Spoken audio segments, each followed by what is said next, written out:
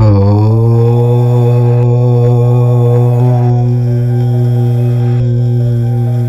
రోజుల్లో పూజ విషయంలో, ఇల్లు శుభ్రం చేసే విషయంలో అనేక మందికి అనేక సందేహాలు వస్తూ ఉన్నాయి.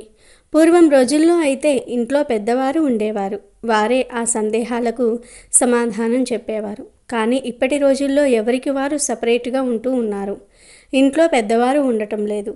దాంతో చాలా రకాల సందేహాలకు సమాధానాలు దొరకటం లేదు. ఈ క్రమంలోనే చాలామంది ఉదయం స్నానం చేయకుండా ఇల్లు తుడవవచ్చా, స్నానం చేయకుండా ఇంటి ముందు ముగ్గు వేయవచ్చా అనే సందేహం కలుగుతూ ఉంటుంది. ఎందుకంటే ఈ రోజుల్లో చాలామంది స్నానం చేయకుండా ఇల్లు తుడవకూడదని, కాదని స్నానం చేయకుండా ఇల్లు తుడిస్తే మహాపాపం తగులుతుందని ప్రచారం చేస్తూ ఉన్నారు. మరి ఇందులో నిజమెంత ఉంది? స్నానం చేసి ఇల్లు తుడవాలా, లేక స్నానం చేయకుండా ఇల్లు తుడవాలా, ముగ్గు ఎప్పుడు వేయాలి అనే విషయాలను ఈరోజు మనం ఈ వీడియోలో వివరంగా తెలుసుకుందాము. అంతేకాదు, దేవుడి ముందు ప్రసాదాన్ని దీపం కొండెక్కేంత వరకు అలాగే ఉంచేయాలా, మాంసాహారం వండిన రోజు ఇంట్లో పూజ చేయవచ్చా, చేయకూడదా అనే సందేహాలకు కూడా సమాధానాన్ని ఈరోజు మనం ఈ వీడియోలో వివరంగా తెలుసుకుందాము. ఫ్రెండ్స్, ఫస్ట్ అయితే ఈ వీడియోకి ఒక లైక్ కొట్టండి. అలాగే మా ఛానల్ని కూడా సబ్స్క్రైబ్ చేసుకుని మాకు సపోర్ట్ చేయండి. ఇక స్నానం చేసి ఇల్లు తుడవాలా, లేక స్నానం చేయకుండా ఇల్లు తుడవాలా అనే సందేహానికి సమాధానాన్ని తెలుసుకుందాము. ఈ మధ్యన చాలామంది ఏమని చెప్తూ ఉన్నారంటే, స్నానం చేయకుండా చీపురును ముట్టకూడదు, చీపురు లక్ష్మీ స్వరూపం అని, అలాగే స్నానం చేయకుండా ఇంటి ముందు ముగ్గు పెట్టకూడదని చెప్తూ ఉన్నారు. కానీ దానిలో ఏమాత్రం నిజం లేదు. నిశ్చితంగా ఉదయం లేవగానే రాత్రి ధరించిన వస్త్రాలతోనే చీపురు పట్టుకుని ఇల్లు వాకిలి తుడిచేసి ముగ్గు వేసి ఆ తర్వాత స్నానం చేసుకుని పూజ చేసుకోవాలి. పూర్వకాలంలో అయితే స్త్రీలు చక్కగా ఉదయం స్నానం చేసుకొని ఆ తర్వాత ఇల్లంతా తుడుచుకొని ఇంటి ముందు కల్లాపు చల్లి ముగ్గు వేసేవారు. ఆ తర్వాత ఇంటి యజమాని అనగా భర్త ఎవరైతే ఉన్నారో వారు స్నానం చేసి వచ్చి మంచి వస్త్రాలు ధరించి పూజామందిరంలోనికి వెళ్ళి పూజ చేసేవారు. ఆ తర్వాత భార్యాభర్తలిద్దరూ కలిసి భోజనం చేసిన తర్వాత భర్త పొలం పనులకో, వ్యాపారానికో, ఉద్యోగానికే వెళ్ళేవాడు. భార్య ఇంట్లో ఉండి ఇంటి పనులు చేసుకునేది. పూర్వకాలంలో అందరూ ఇదే పద్ధతి పాటించేవారు. కానీ ఇప్పుడు ఆధునిక కాలంలో ఇలా చేయటం కుదరటం లేదు. ఎందుకంటే ఇంట్లో మగవారు పూజ చేయటం లేదు. స్త్రీలు పూజలు చేస్తూ ఉన్నా తిడుతూ ఉన్నారు. స్త్రీలు పూజలు చేసినా, వ్రతాలు చేసినా, ఉపవాసాలు చేసినా ఎందుకు ఈ పూజలు నీకు, వేరే పని పాట లేదా అని చిరాకు పడుతూ ఉంటారు. చాలామంది పురుషులు అర్ధరాత్రి వరకు ఫోన్ చూస్తూ ఉండి ప్రొద్దున్నే 8 గంటలకు నిద్రలేచి హడావడిగా పళ్ళు తోముకొని గబగబా టిఫిన్ తినేసి ఆఫీస్కి పారిపోతూ ఉన్నారు. మరి అలాంటప్పుడు ఆడవారే కదా పూజ చేయాలి. ఇంటి యజమాని పూజ చేయక, ఇంట్లోని ఇల్లాలు కూడా పూజ చేయకపోతే ఆ ఇల్లు దయ్యాల కొంపగా మారుతుంది. పురుషులు ఎలాగో పూజ చేయట్లేదు కాబట్టి స్త్రీలే పూజ చేస్తూ ఉన్నారు. అయితే ఇప్పుడు కొంతమంది స్నానం చేసి మాత్రమే స్త్రీలు ఇల్లు తుడవాలి, స్నానం చేసి మాత్రమే ముగ్గు పెట్టాలి అని చెప్తూ ఉన్నారు. చెప్పేవారు ఎన్నైనా చెప్తారు. ఆడవాళ్ళ కష్టాలు వాళ్లకు తెలియదు. ఒకవేళ స్నానం చేసి ఇల్లు తుడిస్తే మళ్ళీ దుమ్మంతా మన మీద పడుతుంది, చెమటలు పడతాయి. ఆ దుమ్ము ధూళితో వెళ్ళి ఆడవారు పూజ చేయలేరు కదా. పూజ చేయాలంటే మళ్ళీ రెండవసారి స్నానం చేయాలి. అన్నిసార్లు స్నానం చేయాలంటే కుదరదు గనుక స్త్రీలు చక్కగా ఉదయం నిద్రలేచిన తక్షణమే చేతులు, కాళ్ళు, ముఖం కడుక్కొని ఇల్లు చెత్త ఊడవండి, కల్లాపు చల్లి ముగ్గు పెట్టండి. ఆ తర్వాత వంట చేసి పిల్లలను స్కూలుకు పంపించి భర్తకు టిఫిన్ పెట్టేసి వాళ్ళందరూ వెళ్ళిపోయిన తర్వాత చక్కగా స్నానం చేసుకుని పూజ చేసుకోండి. ఎందుకంటే మారుతున్న కాలంతో పాటు మనం కూడా మారాలి. పూర్వపు కాలపు పద్ధతులను అనుసరించటం అందరికీ కుదరదు కనుక ఈ విధంగా పాటించండి. స్నానం చేయకుండా ఇల్లు తుడుచుకోవచ్చు, ముగ్గు పెట్టవచ్చు. ఎవరో ఏదో చెప్పారని మీరు భయపడవద్దు. మీకు కుదిరిన విధంగా పాటించండి. ఒకవేళ మీ భర్త నిత్య పూజ చేస్తే స్నానం చేసుకునే ఇల్లు తుడిచి ముగ్గు పెట్టండి. మీ భర్త నిత్య పూజ చేయకపోతే మాత్రం ఉదయం కాళ్ళు, చేతులు, ముఖం కడుక్కొని ఇల్లు తుడిచి ముగ్గు పెట్టేసి తర్వాత స్నానం చేసి మంచి వస్త్రాలు ధరించి మనశ్శాంతిగా పూజ చేసుకోండి. ఇక భగవంతుడి ముందు పెట్టిన నైవేద్యాన్ని దీపం కొండెక్కేంత వరకు ఉంచాలా అనే సందేహం కొంతమందికి ఉంది. ఎందుకంటే మనం పూజ చేసినప్పుడు దేవుడి ముందు 2 అరటి పండ్లను కానీ, డ్రై ఫ్రూట్స్ను కానీ, అటుకులను కానీ ఏదో ఒకటి నివేదన చేస్తాం. అలా పెట్టిన ప్రసాదాన్ని పూజ అయిపోయిన వెంటనే అక్కడి నుండి తీసేయాలి. అంటే పూజ ముగించుకొని హారతి ఇచ్చి దండం పెట్టుకుని పైకి లేచినప్పుడు ఆ ప్రసాదాన్ని తీసుకుని ముందుగా ఎవరైతే పూజ చేశారో వారు కొంచెం తీసుకొని కళ్ళకు అద్దుకొని నోట్లో వేసుకొని ఆ తర్వాత ఇంట్లో ఉన్న వారికి పంచిపెట్టడం మంచిది. కొంతమంది పూజ పూర్తయిపోయిన తర్వాత ప్రసాదాన్ని అలాగే వదిలివేస్తూ ఉంటారు. ఆ రోజంతా వదిలేసి మరునాటికి దానికి చీమలు పడితే తీసుకుని వెళ్ళి బయట పడేస్తూ ఉంటారు. కానీ అలా పడేస్తే భగవంతుడి అనుగ్రహాన్ని కోల్పోయిన వారమవుతాం కనుక పూజ పూర్తయిన వెంటనే నైవేద్యాన్ని తీసేయండి. కాబట్టి ప్రసాదాన్ని దీపం కొండెక్కేంత వరకు అక్కడే ఉంచనవసరం లేదు. పూజ పూర్తవ్వగానే తీసి తినవచ్చు. ఇక ఇంకొక సందేహం ఏమిటి అంటే మాంసాహారం వండిన రోజు ఇంట్లో పూజ చేయవచ్చా అనే సందేహం అందరికీ వస్తుంది. సాధారణంగా ఉదయం 8 లేదా 9 లోపు పూజ పూర్తి చేసేస్తాం కనుక ఆ తర్వాత నాన్ వెజ్ వండినా తిన్నా పర్వాలేదు. ఇక మధ్యాహ్నం నాన్ వెజ్ తింటే సాయంత్రం పూజ చేయవచ్చా చేయకూడదా అనే డౌట్ కూడా వస్తుంది. మధ్యాహ్నం మాంసం తింటే మాత్రం సాయంత్రం ఖచ్చితంగా స్నానం చేసుకుని పూజ చేయాలి. అది కూడా తలస్నానం చేసి పూజ చేసుకోవాలి. దీపం పెట్టుకోవాలి. మాంసాహారానికి దైవభక్తికి సంబంధం లేదు. భక్త కన్నప్ప మాంసాహారం తెచ్చి శివుడి ముందు పెడితే ఆ మాంసాన్నే శివుడు స్వీకరించాడు. కాబట్టి మాంసాహారానికి ఆధ్యాత్మికతకు ఎటువంటి సంబంధం లేదు. కనుక మాంసాహారం వండినా తిన్నా ఆ రోజు మాత్రం చక్కగా తలస్నానం చేసుకుని పూజ చేసుకోవచ్చు. దానిలో ఎటువంటి తప్పు లేదు. మన జీవితంలో పూజ అనేది ఒక అంతర్భాగం. అయితే ఆ పూజ సంపూర్ణ ఫలాన్ని ఇవ్వాలంటే కొన్ని నియమాలను తప్పక పాటించాలి. ఇందులో అత్యంత ముఖ్యమైనది మన ఇంట్లోని పూజా గది లేదా మందిరం యొక్క స్థానం. వాస్తు శాస్త్రం ప్రకారం పూజ గది ఎల్లప్పుడూ ఇంటికి ఈశాన్య మూలల్లో ఉండాలి. ఈశాన్యం దేవతలకు అత్యంత ప్రీతిపాత్రమైన దిశ. దీనిని ఈశ్వర స్థానం లేదా దేవుడి మూల అని కూడా అంటారు. ఈ దిశ నుండే విశ్వంలోని సానుకూల శక్తి, దైవక తరంగాలు మన ఇంట్లోకి ప్రవేశిస్తాయి. ఇక్కడ పూజ గదిని ఏర్పాటు చేయటం వల్ల మన ప్రార్థనలు నేరుగా భగవంతునికి చేరుతాయి.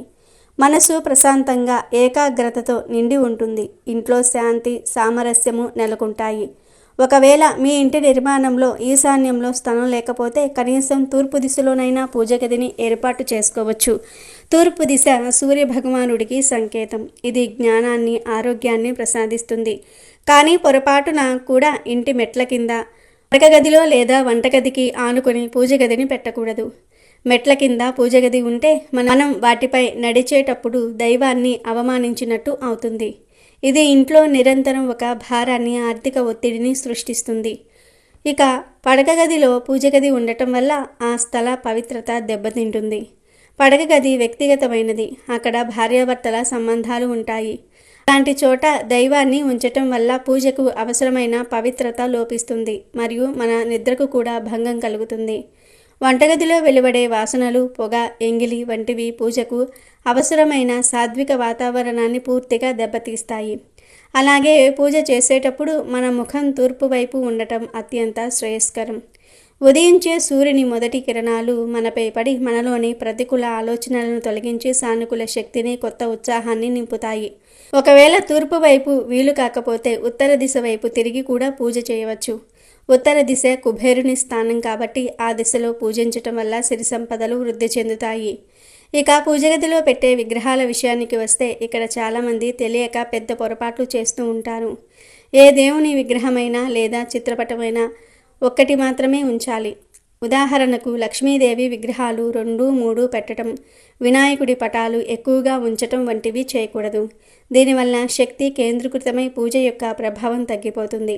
మన ఏకాగ్రత కూడా ఒకే రూపంపై నిలవదు. దీనిని శక్తి వికేంద్రీకరణ దోషం అంటారు.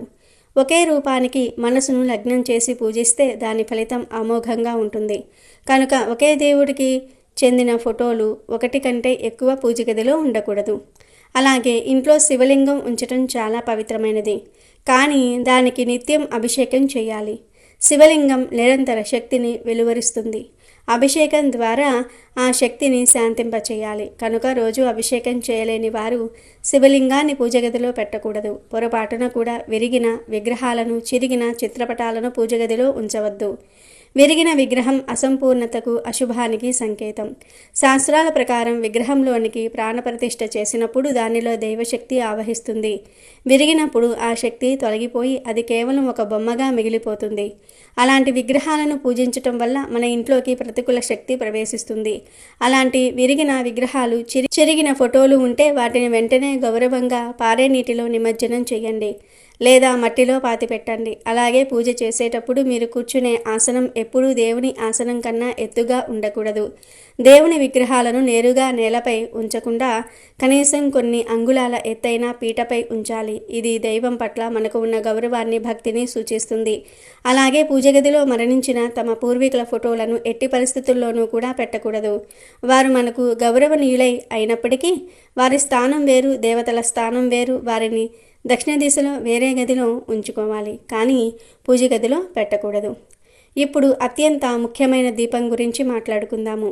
దీపం కేవలం వెలుగునిచ్చే వస్తువు కాదు, అది సాక్షాత్తు అగ్నిదేవుని స్వరూపం, మన ప్రార్థనలకు సాక్షి. అజ్ఞానం అనే చీకటిని తొలగించి జ్ఞానం అనే వెలుగును ప్రసాదించేదే దీపం. అందుకే దీపారాధనకు అంత ప్రాముఖ్యత ఉంది. మట్టి ప్రమిదలతో దీపాలు వెలిగించడం చాలా శ్రేష్టం, కానీ ఒకసారి ఉపయోగించిన మట్టి ప్రమిదను మళ్ళీ ఉపయోగించకూడదు. అందుకే పూజ గదిలో మట్టి ప్రమిదలకు బదులు ఇత్తడి, రాగి వంటి లోహాలతో చేసిన కుందులలో దీపారాధన చేయటం మేలు. ఇక పూజ గదిలో ఉంచిన ఇత్తడి, రాగి వంటి లోహపు దీపపు కుందులను ప్రతిరోజు శుద్ధి చేయటం కూడా అంతే ముఖ్యం. చాలామంది దీపపు కుందులను వారానికి ఒక్కసారి శుభ్రం చేస్తూ ఉంటారు, కానీ అది సరైన పద్ధతి కాదు. నిన్నటి పూజ తర్వాత మిగిలిపోయిన నూనె, మసిలో ఆ రోజుకు సంబంధించిన శక్తి నిక్షిప్తమై ఉంటుంది. దానిని శుభ్రం చేయకుండా మరుసటి రోజు పూజ చేస్తే పాత శక్తులు కొత్త శక్తులతో కలిసి పూజా ఫలాన్ని తగ్గిస్తాయి. కనుక ప్రతిరోజు ఉదయం గంగాజలంతో లేదా పసుపు నీటితో కడిగితేనే ఆ దీపం పవిత్రమవుతుంది. ఇక దీపానికి వాడే నూనెలు కూడా చాలా ముఖ్యమైనవి. ఆవు నెయ్యితో దీపం వెలిగిస్తే లక్ష్మీదేవి అనుగ్రహం కలుగుతుంది. ఇంట్లో సకల సంపదలు, ఆరోగ్యము సిద్ధిస్తాయి. నువ్వుల నూనెతో దీపం వెలిగిస్తే శని దోషాలు, గ్రహపీడలు తొలగిపోతాయి. ఆముదంతో దీపం వెలిగిస్తే భార్యాభర్తల మధ్య అనుబంధం బలపడుతుంది. నెయ్యి దీపాన్ని దేవునికి ఎడమవైపు, నూనె దీపాన్ని కుడివైపు ఉంచాలి. దీపం వత్తి ముఖం ఎప్పుడూ తూర్పు లేదా ఉత్తరం వైపు ఉండాలి. తూర్పు వైపు దీపం వెలిగిస్తే ఆయుష్ పెరుగుతుంది. ఉత్తరం వైపు వెలిగిస్తే సిరి సంపదలు వృద్ధి చెందుతాయి. పొరపాటున కూడా పడమర దిక్కున దీపం వెలిగించవద్దు, అది నష్టాలను, కష్టాలను తెస్తుంది. ముఖ్యంగా లక్ష్మీదేవి ముందు గుండ్రటి వత్తితో దీపం వెలిగించకూడదు, అది అశుభం. తామర వత్తులతో దీపం వెలిగిస్తే పూర్వజన్మ పాపాలు తొలగి అదృష్టం వరిస్తుంది. ఇక ఇప్పుడు గంట గురించి తెలుసుకుందాం. గంట నుంచి వచ్చే శబ్దం సాధారణమైనది కాదు, అది సృష్టి ఆరంభంలో వినిపించిన ఓంకార నాదంతో సమానం. ఆ శబ్దం యొక్క తరంగాలు వాతావరణంలోని ప్రతికూల శక్తిని, దుష్ట శక్తులను, క్రిమికీటకాలను తక్షణమే తరిమి కొడతాయి. మన మెదడులోని ఎడమ, కుడి భాగాలను ఏకం చేసి మనసును ప్రశాంతపరుస్తాయి. అందుకే పూజ సమయంలో గంటను మ్రోగిస్తారు. గరుడ బొమ్మ ఉన్న గంట అత్యంత శుభప్రదమైనది. దానిని గరుడ గంట అంటారు. గరుడు విష్ణువుకు వాహనం కాబట్టి ఆ గంట మోగించటం ద్వారా మన ప్రార్థనలు నేరుగా భగవంతునికి చేరుతాయని నమ్మకం. గంటను పూజ గదిలో ఎడమవైపు ఉంచాలి. ఎట్టి పరిస్థితుల్లోనూ దక్షిణ దిశలో పెట్టకూడదు. పూజ సమయంలో లేదా దేవునికి నైవేద్యం సమర్పించేటప్పుడు గంటను 5 సార్లు నెమ్మదిగా, మృదువుగా మోగించాలి. నిరంతరంగా గట్టిగా మోగించకూడదు. ముఖ్యంగా శాస్త్రాల ప్రకారం ఉదయం పూజలో మాత్రమే గంటను మోగించాలి. సాయంత్రం వేళ అంటే సూర్యాస్తమయం తర్వాత దేవతలు నిద్రకు ఉపక్రమించే సమయం కాబట్టి ఆ సమయంలో వాతావరణం ప్రశాంతంగా ఉంటుంది. అప్పుడు గంట శబ్దం చేయటం వారి శాంతికి భంగం కలిగించినట్టు అవుతుంది. కాబట్టి సాయంత్రం పూజలో గంటను మోగించకూడదు. బయట గుడికి వెళ్ళినప్పుడు కూడా లోపలికి ప్రవేశించేటప్పుడు గంట మోగించి ప్రభు నీ దర్శనానికి వచ్చాను అని మన రాకను తెలియజేయాలి. కానీ తిరిగి వచ్చేటప్పుడు మోగించకూడదు. పూజలో సమర్పించే పువ్వులు, నైవేద్యం విషయంలో కూడా నియమాలు ఉన్నాయి. మడిపోయిన, మురిగిపోయిన పువ్వులను పూజ గదిలో ఉంచవద్దు. తాజా పువ్వులలో ప్రాణశక్తి ఉంటుంది. మనం ఆ ప్రాణశక్తిని భగవంతునికి సమర్పిస్తాం. వాడిపోయిన పువ్వులు నిర్జీవంగా ఉండి ప్రతికూల శక్తిని వ్యాపింపజేస్తాయి. కనుక ఎల్లప్పుడూ తాజా, వికసించిన, సువాసన గల పువ్వులనే దైవానికి సమర్పించాలి. వాడిపోయిన పువ్వులను అంటే నిర్మాల్యాన్ని చెత్తలో పడేయకుండా గౌరవంగా చెట్ల మొదట్లో లేదా పారే నీటిలో వెయ్యాలి. ఇక నైవేద్యం విషయానికి వస్తే అది ఎల్లప్పుడూ సాత్వికంగా ఉండాలి. అంటే ఉల్లి వెల్లుల్లి లేకుండా శుచిగా భక్తితో వండిన ఆహారాన్ని దేవునికి సమర్పించాలి. నైవేద్యం సమర్పించిన తర్వాత దానిపై తులసి దళం ఉంచి కొద్దిసేపు ఆగి ఆ తర్వాత దానిని ప్రసాదంగా స్వీకరించాలి. పూజ చేసేటప్పుడు కొన్ని వ్యక్తిగత నియమాలు కూడా పాటించడం అత్యంత ముఖ్యం. నల్లటి బట్టలు ధరించి ఎప్పుడూ పూజ చేయవద్దు. నలుపు రంగు శనికి రాహువుకు సంబంధించినది. ఇది ప్రతికూలతకు దుఃఖానికి చిహ్నం. అది పూజ ద్వారా ఉత్పన్నమయ్యే సానుకూల శక్తిని గ్రహించి పూజా ఫలాన్ని తగ్గిస్తుంది. పసుపు, తెలుపు, ఎరుపు, ఆకుపచ్చ వంటి శుభకరమైన రంగుల బట్టలు ధరించి పూజ చేయటం వల్ల మనసు ప్రశాంతంగా నిర్మలంగా ఉంటుంది. పూజ చేసేటప్పుడు నేలపై కాకుండా ఒక ఆసనంపై కూర్చోవాలి. దర్భాసనం లేదా ఉన్నితో చేసిన ఆసనం శ్రేష్టమైనది. నేలపై కూర్చోవటం వల్ల మన శరీరం నుంచి ఉత్పన్నమయ్యే పూజా శక్తి భూమిలోనికి ఆకర్షించబడుతుంది. ఆసనం ఆ శక్తిని మన శరీరంలోనే నిలిపి ఉంచుతుంది.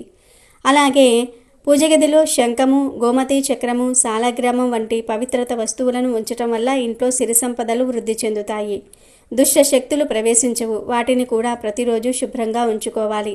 ఈ చిన్న చిన్న నియమాలు చూడడానికి చాలా సాధారణంగా అనిపించవచ్చు, కానీ ఇవి మన జీవితంపై, మన అదృష్టంపై తీవ్రమైన ప్రభావాన్ని చూపుతాయి. వీటిని పాటించకపోవటం వల్లే ఎంతో భక్తితో పూజ చేసినా సరైన ఫలితం దక్కదు. భక్తి ఎంత ముఖ్యమో పూజ చేసే విధానం కూడా అంతే ముఖ్యం.